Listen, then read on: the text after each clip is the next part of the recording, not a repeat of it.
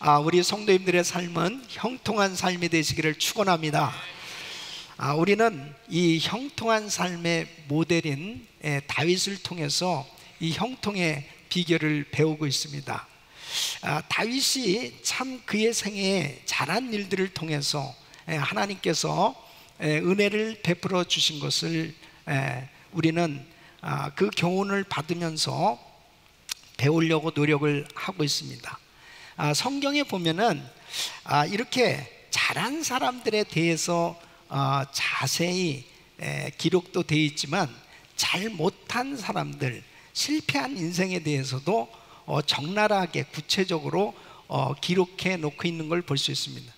어떤 때는 정말 아주 교훈이 될 만한 그 축복된 내용은 참 전하기도 편하고, 그리고 또 듣는 우리도 참 이 기쁘고 또 사모하는 그런 마음을 가지고 말씀을 받지만, 어떤 때는 읽기조차 좀 민망스럽고 또 피하고 싶은 그런 내용들도 간혹 있어요.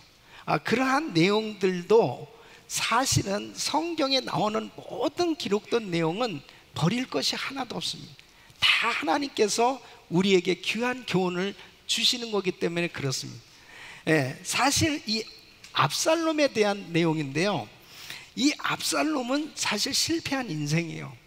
그래서 이 압살롬이 왜 실패했는지, 그 실패한 인생에 대해서 하나님은 우리에게 형통의 비결을 가르쳐 주시는 것입니다. 여러분, 어떤 지도자나 좀 인정할 만한, 또 존경할 만한 그런 사람이 실수를 하게 됐을 때 그 사람을 대한 태도, 그 사람에 대해서 생각하는 그러한 자세가 두 종류로 나눠질 수 있어요.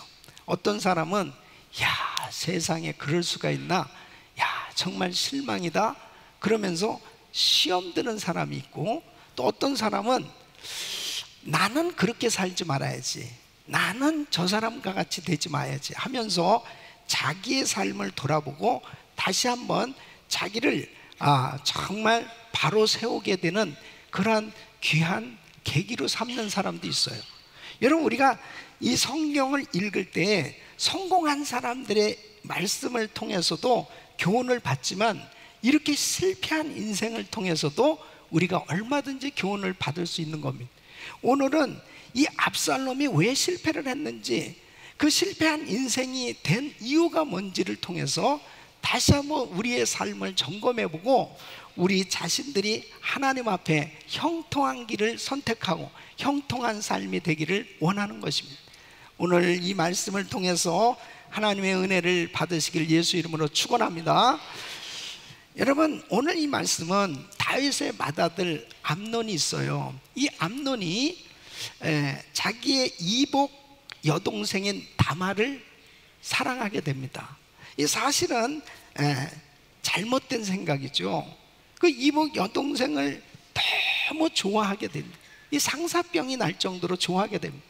그래서 결국은 그 여동생을 강간하게 됩니다.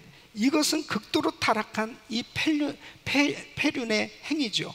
이 일로 인해서 그의 이 다말의 친오빠인 압살롬이 이제 마음에 원한을 품게 되죠. 그래서 결국은 이 암논을 죽이는 이 내용이 오늘 이 말씀입니다. 사실 이 압살롬은 인간적으로는 정말 흠이 없을 만큼 그렇게 아주 완벽한 사람이다라고 성경은 기록하고 있습니다. 이 사무엘하 14장 25절에 보면 온 이스라엘 가운데 압살롬 같이 아름다움으로 크게 칭찬받는 자가 없었으니 저는 발바닥부터 정수리까지 흠이 없습니다. 굉장히 매력 있는 사람이었습니다. 그러니까 모든 걸 다 갖춘 사람입니다. 뭐 인물도 그렇고 그 다음에 또 왕자죠. 부러울 것이 없을 만큼, 많은 사람들이 흠모할 만큼 그렇게 인간적으로는 완벽했던 인생이 그가 저주받은 인생으로 추락하게 되는 걸 볼 수 있습니다. 여러분, 사람의 인생을 보면은 야, 저 사람은 정말 부러울 것이 없겠다. 야, 저 사람은 정말 대단한 인생이 되었다라고 했던 사람의 삶이 한없이 추락하는 그런 저주받은 그런 인생이 되어지는 그런 모습들도 종종 보게 됩니다. 왜 이렇게 됐느냐? 여러분, 시편 1편 1절에는 형통한 자의 삶에 대해서 이렇게 말하고 있습니다.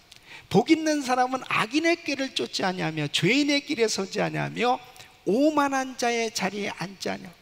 악인의 길을 쫓고 죄인의 길에 서게 되어졌을 때, 오만한 자의 자리에 앉게 됐을 때 결국은 형통한 인생이 될 수 없는, 그러니까 바로 복 있는 사람을 지칭할 때 결국 악인의 꾀를 쫓지 않고 죄인의 길을 서지 않고 오만한 자리에 앉지 아니하는 사람이 결국 형통한 인생이 되더라 하는.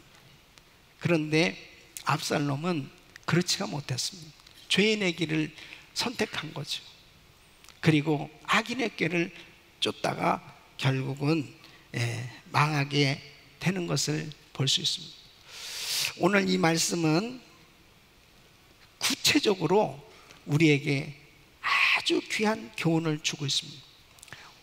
어떤 면에서 보면요, 정말 우리의 삶은 수시로 선택을 할 수밖에 없는 그런 과정 가운데 살아가고 있는 거예요. 그래서 이 압살롬에게서 배우는 형통의 비결은 무엇일까? 너무 중요한 것입니다. 오늘 이 말씀을 통해서 우리 성도님들은 정말 형통한 삶이 되어질 수 있기를 예수 이름으로 축원합니다. 첫째는 바로 심판을 하나님께 맡겨야 한다 하는 것입니다. 사실 이 압살롬의 이 비극의 시작은 이 이보경, 이 암논의 이 악행으로부터 시작되는 것을 볼 수 있습니다. 암논은 다윗이 이 아히노암에게서 낳은 맏아들입니다. 그러니까 왕세자죠. 이 왕이 서열 1위입니다. 맏아들이었으니까. 그리고 다말은 이 다윗이 또 다른 아내가 있었어요. 그 그술왕 달메의 딸 이 마아가를 통해서 낳은 딸입니다. 이 다말뿐 아니라 압살롬도 낳게 됐는데, 그러니까 압살롬과 이 다말은 친형제죠.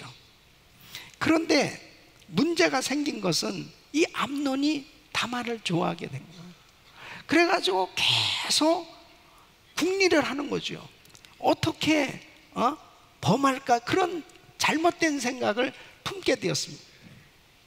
여러분, 이 생각이 참 잘못되면 결국은 행동으로 이 삶이 망가지는 걸 볼 수 있습니다. 왕세자로서 얼마든지 축복된 인생을 살 사람이 자그마한 그런 잘못된 생각이 들어옴으로 인해서 그때부터 이제 잘못된 이 계획을 하게 되는 거죠. 그 괴로워하고 있으니까 여러분, 꼭 나쁜 생각하면 나쁜 사람들이 끼는 거예요. 이 요나답이라고 하는 다윗의 형의 아들입니다. 그러니까 이 사촌지간이죠. 이 요나답이 와서 아주 나쁜 이야기, 참 이 잔께도 그런 잘못된 생각을 하면 안 되는데, 이렇게 한번 해보라고 그냥 아픈 척하고, 그 다음에 아버지 다윗 왕에게 다말을 좀 보내서 간호 좀 해주라고 그렇게 부탁을 하라고. 그 다음에 겁탈을 하면 될 거 아니냐고 이 꾀를 가르쳐 주는 거예요. 그러니까 그대로 했잖아요. 결국은 어떻게 됐느냐, 이 억지로 암논이 다말을 강간하고, 그 다음에는 이제 다말을 미워하는 거예요. 그리고는 막 욕을 하고 증오하고 침까지 뱉고 그 다음에 쫓아내버렸습니다. 그러니까 여자로서 기가 막힌 거죠. 이러한 억울함을 당한 이 다말이 울면서 간 곳이 오빠 압살롬 집이었습니다. 압살롬이 그 모습을 보니까 기가 막힌 거예요. 그때부터 원한을 품기 시작합니다. 어떻게 하면 이 암논을 죽일까? 그 생각 가운데서 계속 지내는데, 다윗이 이야기를 듣고 뭔가 조치를 취했어야 되는데 화만 내고 징계를 하지 않습니다. 어떤 면에서 보면은 정말 따끔하게 처벌을 했어야 되는데 이 처벌을 기다렸지만 그냥 내버려 뒀어요. 사실 이 암논은 율법을 따르자고 하면은 사형을 받든지 아니면 다말을 아내로 맞이해야 됩니다. 이 출애굽기 22장 16절에 보면 사람이 정혼하지 아니한 처녀를 꿰어 동침하였으면 빙패를 들여 아내로 삼을 것이요 그랬습니다. 그런데 내쫓아 버렸습니다. 그러니까 사실 이 압살롬의 입장에서는 너무나 이 마음 가운데 화가 나고, 그리고 끊임없이 이 암논을 복수하고자 하는 그런 생각으로 가득 찬 거죠. 그게 2년이 지났습니다. 그러니까 여러분, 이런 문제들을 해결하지 않으면은 결국 계속 죄만 지을 수밖에 없습니다. 어느 날 이제 2년이 지난 후에 양털 깎는 날이 왔어요. 이 양털 깎는다는 것은 추수하는 날입니다. 그래서 보통 식구들을 불러서 잔치를 하게 되죠. 그러니까 이 압살롬의 아버지, 이렇게 잔치를 하게 됐으니 오시죠. 근데 다윗이 그곳에 참석을 안 합니다. 그 왕자들을 다 부른, 사실 계획한 건 뭐냐면 암논을 죽이기로 작정을 한 것입니다. 그래서 모든 것들을 다 준비해 놨어요. 신복들에게 명령을 시켜서 결국은 이 암논을 죽이게 되는 걸 볼 수 있습니다. 여러분 보세요. 하나님께서 해 주셔야 될 일을 자기가 심판하게 된 겁니다. 자기가 심판함으로 인해서 결국은 인생 파멸의 길을 선택하게 된 거죠. 이 암논도 왕세자로서 이 자기가 바르게 살아갔더라면 이런 불행한 일을 당하지 않았을 것이고, 또 압살롬 보세요. 그 마음 가운데 분노가 있는 것은 어쩔 수 없지만 그것을, 그 심판을 하나님께 맡기지 아니하고 자기가 심판했을 때 결국 그 암논은 죽였지만 된 일은 뭐예요? 된 일은 도망간 거야. 그래서 결국은 자기 어머니 왕국으로 그냥 도망가게 된, 도망자, 살인자, 도망자가 된 거예요. 된 게 뭐가 있어? 아무것도 없어. 결국은 불행한 인생이 되고 말았단 말이에요. 그래서 우리 주님께서 로마서 12장 19절에 이렇게 말씀하십니다. 우리 한번 같이 읽어보겠습니다. 시작. 내 사랑하는 자들아, 너희가 친히 원수를 갚지 말고 진노하심에 맡기라. 기록되었을 때 원수 갚는 것이 내게 있으니 내가 갚으리라고 주께서 말씀하시느니라. 아멘. 친히 원수 갚지 말라는 거예요. 하나님이 하시도록 두라는 거예요. 하나님께서는 용서까지 말씀하신 그 정도가 아니고 오히려 원수에게 선하게 대해야 할 것까지 말씀하시는 것을 볼 수 있습니다. 원수 갚는 것은 내가 할 일이 아니고 하나님이 하실 일이라는 것입니다. 그러면서 로마서 12장 20절로 21절에 이렇게 말씀합니다. 우리 같이 읽습니다. 시작. 내 원수가 줄이거든 먹이고 목마르거든 마시우라. 그리고 함으로 내가 숯불을 그 머리에 쌓아 놓으리라. 악에게 지지 말고 선으로 악을 이기라. 그래서 이것이 형통의 길이에요. 그러니까 정말 원수에게 선하게 대할 때 그 머리에 숯불을 쌓는 것 같이 된다는 것입니다. 원래 복수하고 원래 저주하고 서로 관계가 뒤틀려질 줄 알았는데 오히려 더 잘해주는 거예요. 그런 것을 대했을 때 어떻게 됩니까? 얼굴이 뜨뜻해지죠. 양심이 있다면 얼굴이 뜨뜻해지게 된다는 거예요. 그러므로 하나님께서는 친히 친히 해결해 주시겠다. 그렇게 말씀. 그러니까 여러분 보세요. 다윗을 그렇게 죽이려고 사울이 얼마나 애를 썼습니까? 그것을 다윗은 자기가 죽일 수 있는 기회가 있었어요. 2번씩이나. 그러나 다윗이 사울을 죽이지 않습니다. 하나님이 친히 해결하시잖아요. 네? 사랑하는 성도 여러분, 원수 갚는 것을 하나님께 맡길 수 있기를 바랍니다. 네. 어떤 형제가 직장에서 너무 스트레스를 받는, 이 상사가 보통 괴팍한 성격이 아닙니다. 예수 안 믿는 그 상사가 하여튼 사소한 일에도 부하 직원에도 화딱지를 내고 막 페이퍼를 집어던지고 막 그렇게 신경질을 부리는 겁니다. 그러니까 이제 이 직장 그만둬야 되겠다, 이렇게 사표를 내야 되겠다, 이렇게 고민하고 있을 때 내 성경을 읽는데 로마서 12장 4절을 읽게 됩니다. 너희를 핍박하는 자를 축복하라, 축복하고 저주하지 말라. 이 말씀이 마음에 짱하니 와닿는 거예요. 그래서 한번 실천해 보기로 작정을 합니다. 그래서 또 이 상사가 막 화를 내면 주여 우리 상사를 축복해 주세요. 막 그렇게 그러면은 그 사람이 변할 줄 알았는데 더 심해지는 거예요. 그러니까 몇 번이고 그렇게 실천을 하려다가 중단하고 싶은 생각이 왜 안 들겠어요? 그런데 작정을 했으니까 계속 하기 시작하는데 그 상사가 달라진 게 아니고 자기가 달라지더라는 거예요. 자기가 계속 축복했더니 이 마음에 평강이 오고, 그 다음에 그 상사가 막 괴팍하게 성질 부릴 때 이런 생각이 들더라. 저분은 저 성질 부리는 게 은사구나. 은사구나. 예. 그렇게 대수롭지 않게 넘어가요. 상대방이 변화될 걸 생각하고 말씀을 실천하려고 하면요, 절대로 그 말씀 실천하기가 어렵습니다.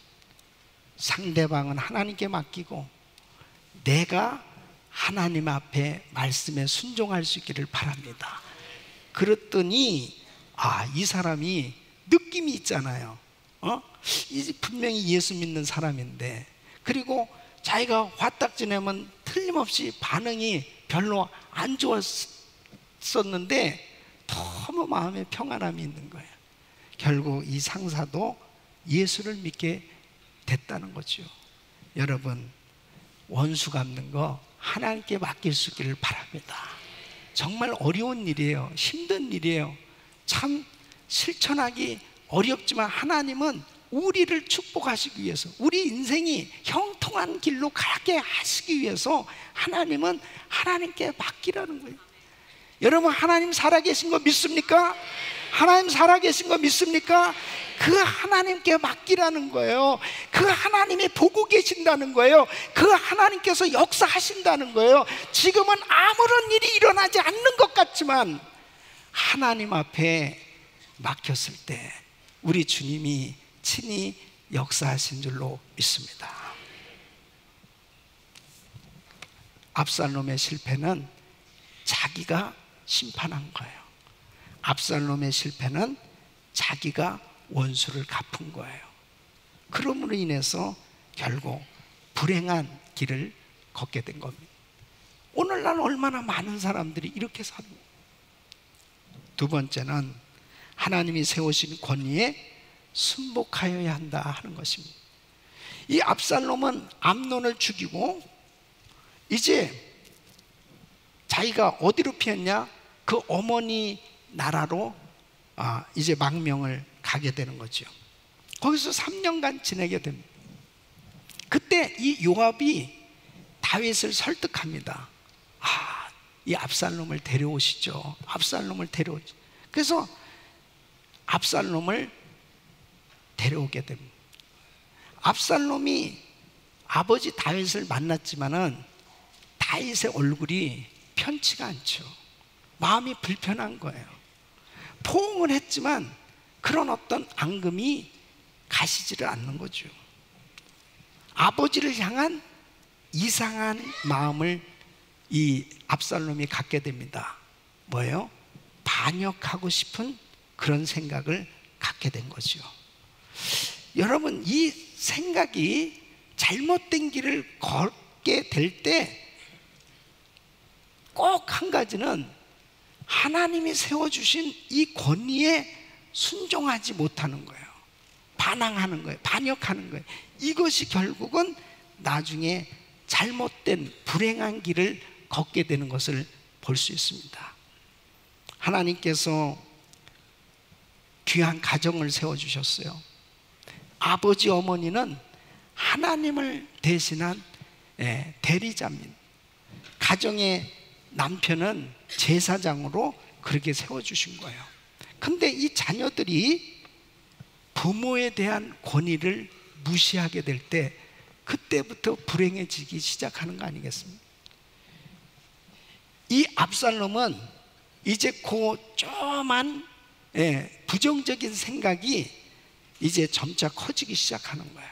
그래서 사무엘하 15장 1절에 보면 이후에 압살롬이 자기를 위하여 병거와 말들을 준비하고 전배 50명을 세우니라 했습니다.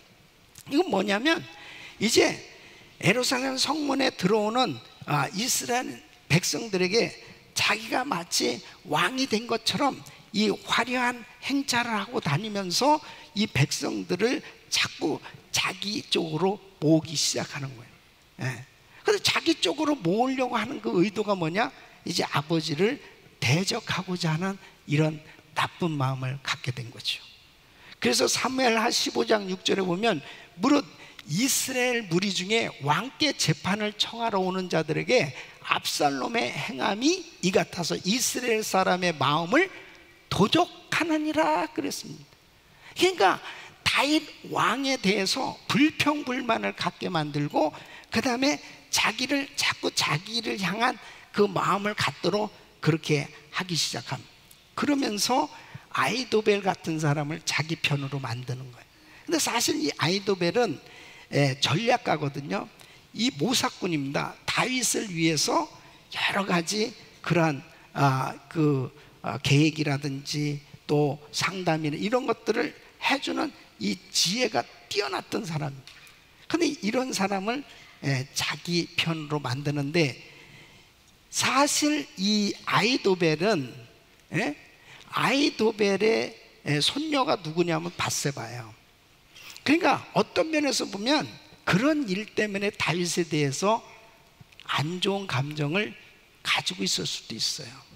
그러니까 사람들이 그 하나님의 말씀에서 벗어나기 시작하면 그렇게 벗어난 사람들끼리 안 좋은 그런 생각을 가진 사람들끼리 이상하게 하나가 되어질 수가 있어요. 그래서 결국은 어떻게 되느냐?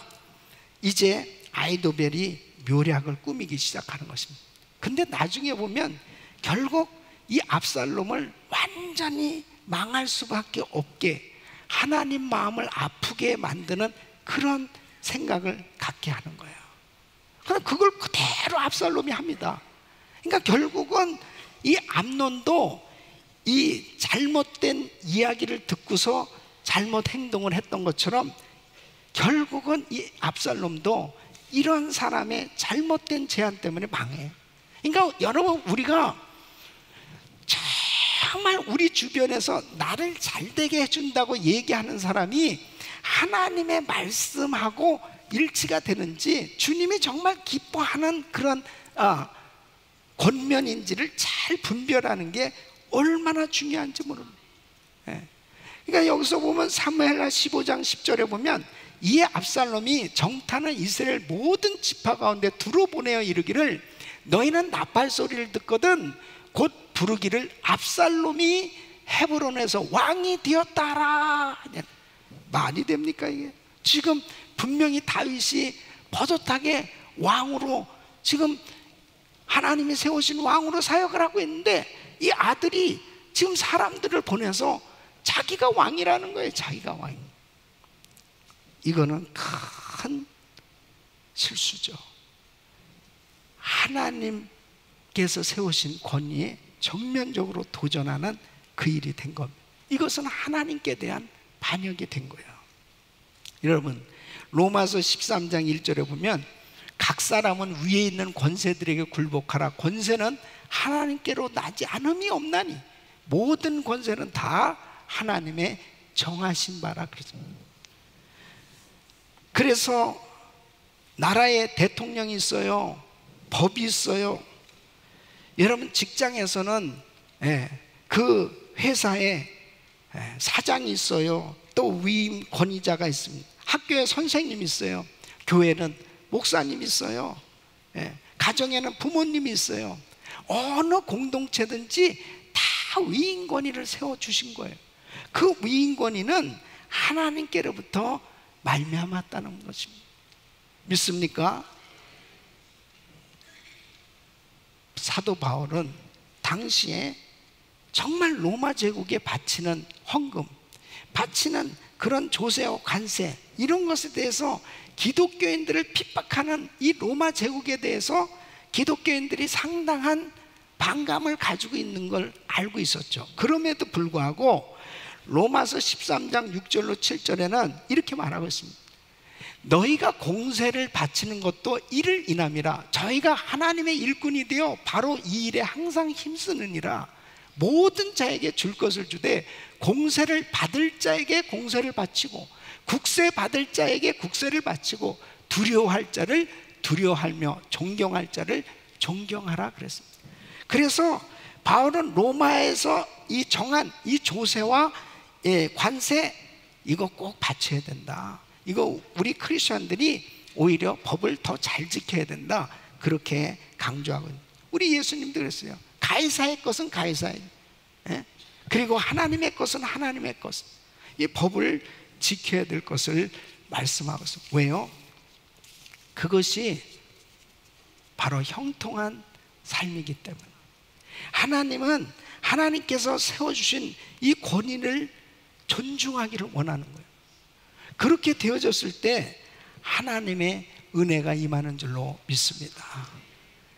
여러분, 한국 리더십 센터에서 실시한 이 앙케이트 조사 결과를 보면은 한국인은 80% 이상이 법을 지키면 손해를 본다고 생각하는 경향이 있다.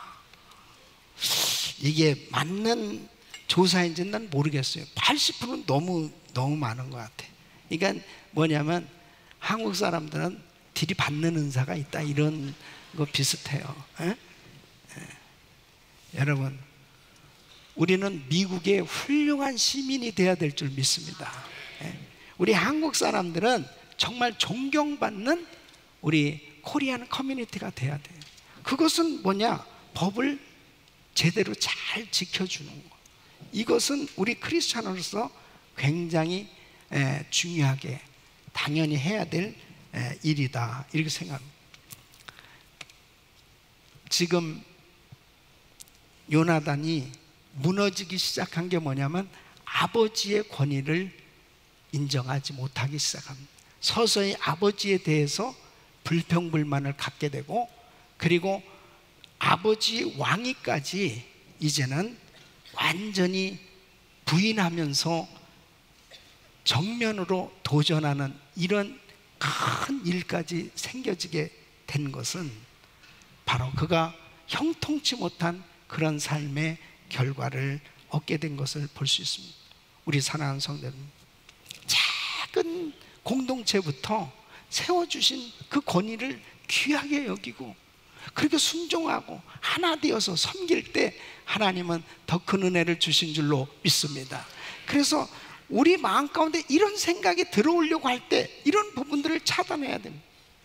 그러니까 우리 자녀들에게도 항상 반듯하게 바로 학교에서나 교회에서나 그리고 사회에서나 자기 위인 권위에 대해서 귀하게 여기고 그것을 인정할 수 있는 생각을 갖도록 그렇게 교육하는 것이 바람직하다는 거예요.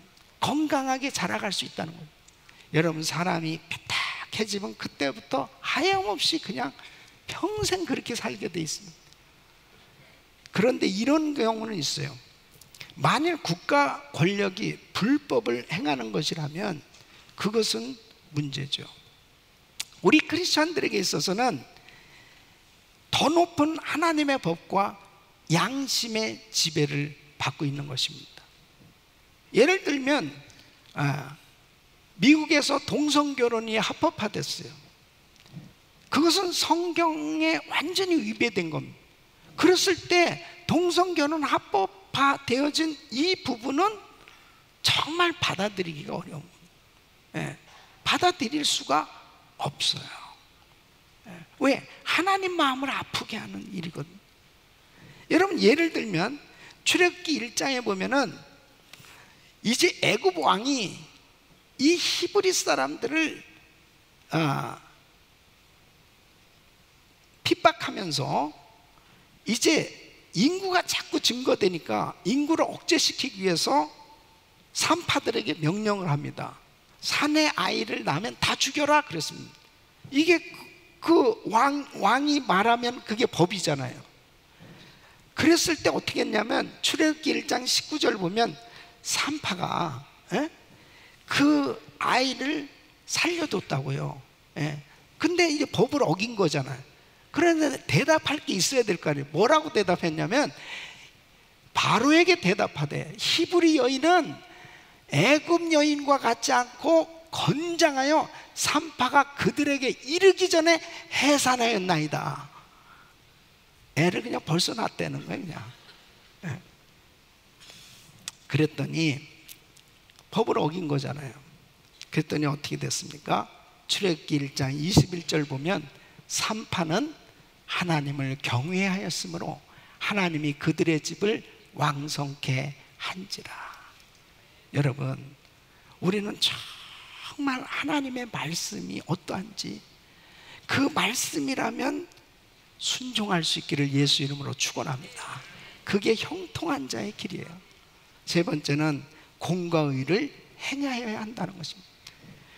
여러분, 압살롬은 반란을 일으켰어요. 반역했습니다. 그래서 예루살렘을 차지하게 됩니다. 그런데 문제가 있어요. 그 문제가 뭐냐면 이 아히도벨이 이런 모사를 제안을 합니다. 지금 다윗을 배반하고 주저주저 하면서 압살롬을 적극적으로 서포트하지 못하고 있는 그룹들이 있었단 말이에요. 그러니까 다윗이냐 압살롬이냐 확실히 둘 중에 하나를 딱 결정하게 하기 위해서는 다윗이 싫어하는 짓을 하라는 거죠. 그래서 우리는 다윗하고는 완전히 이제 결별이고 다윗하고는 상관이 없고, 그러므로 나를 따르든지 다윗을 따르든지 분명하게 하라 하기 위해서는 아버지 다윗이 가장 싫어하는 짓을 하는, 그게 뭐냐면 다윗의 후궁들 10명을 데려다가 왕궁의 옥상에다가 텐트를 치고 수많은 사람들이 보는 앞에서 욕을 보이게 하는 겁니다. 여러분 보세요. 이렇게 악한 짓을 하면은 꼭 악한 사람이 껴요. 그래서 악한 짓을 계속 더하도록 불을 붙입니다. 결국 어떻게 됐습니까? 악과 불의한 자는 망하게 되는 줄 믿습니다.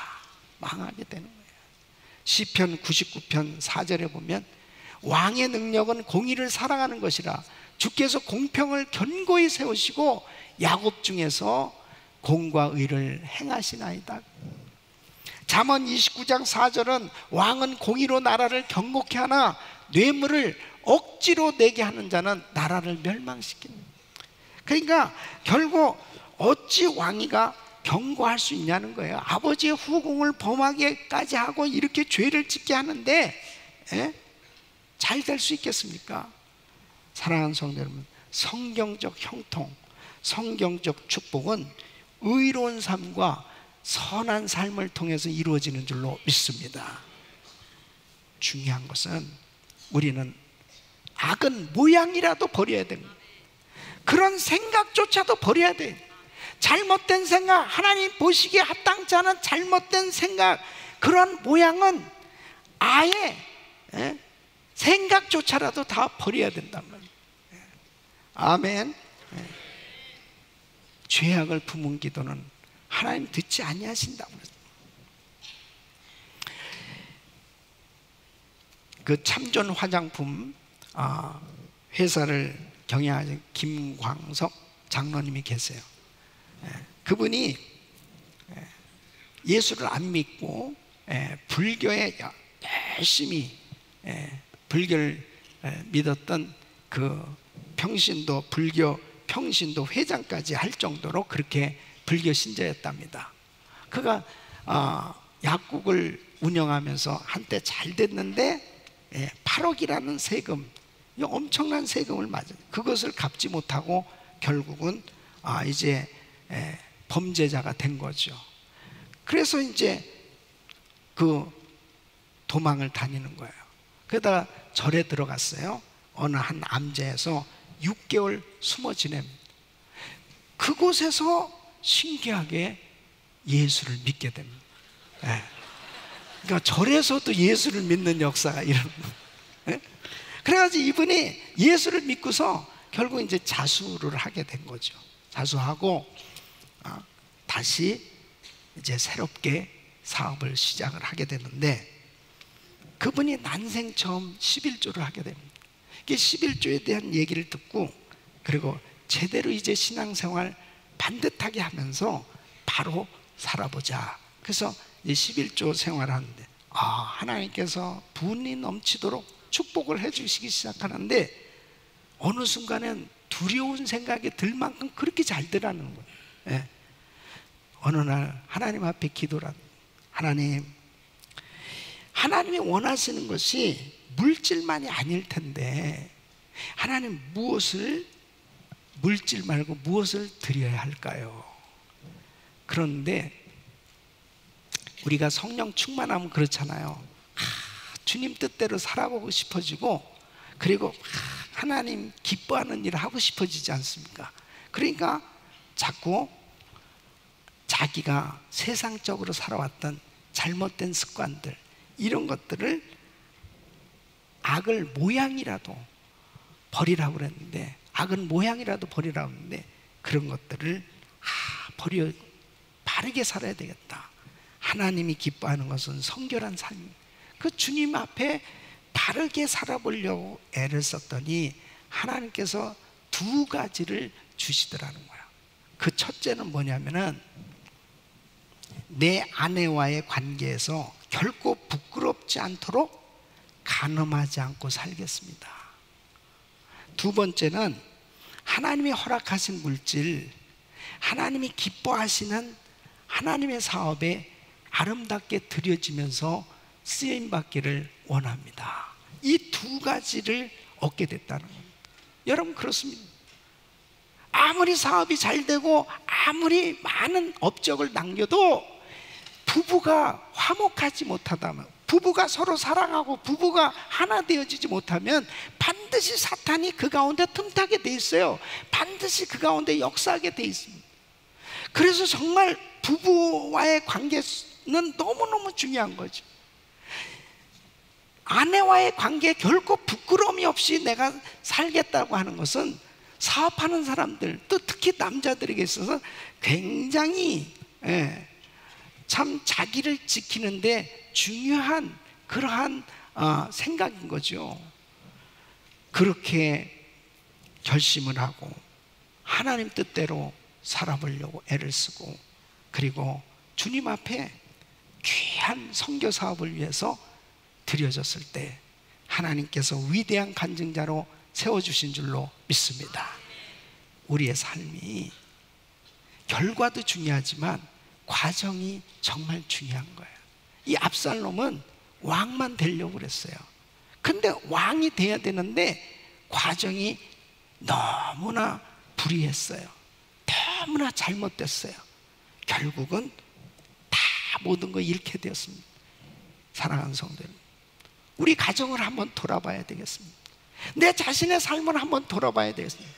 나는 하나님이 보실 때 올바른 생각을 하고 있는지, 올바른 신앙생활을 하고 있는지, 만일 이러한 것들이 불법이요 잘못된 생각과 잘못된 길로 가고 있다면 빨리 그 자리에서 스탑하고 회개하고 하나님 앞에 돌이켜야 하나님이 주시는 새로운 기회로 새롭게 회복될 수 있는 줄로 믿습니다.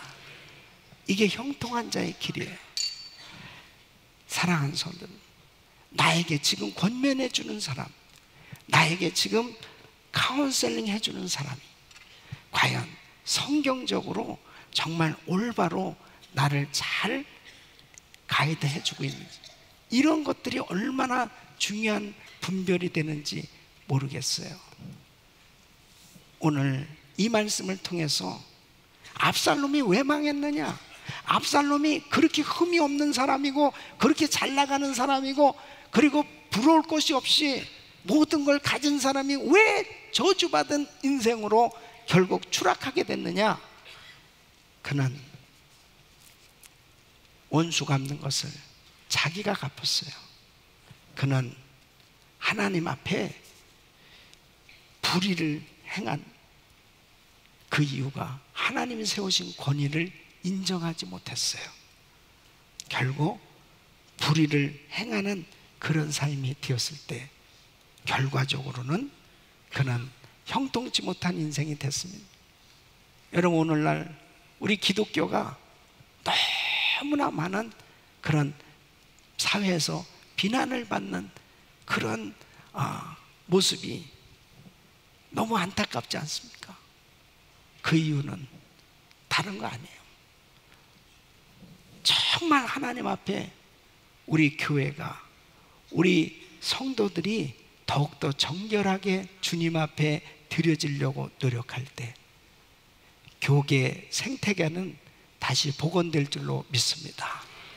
빛과 소금으로 드러난, 그러므로 인해서 하나님이 은혜를 베풀어 주실 때 모든 것이 다시 회복될 수 있음을 꼭 기억하시고 형통한 자의 길을 걸어가시기를 예수 이름으로 축원합니다.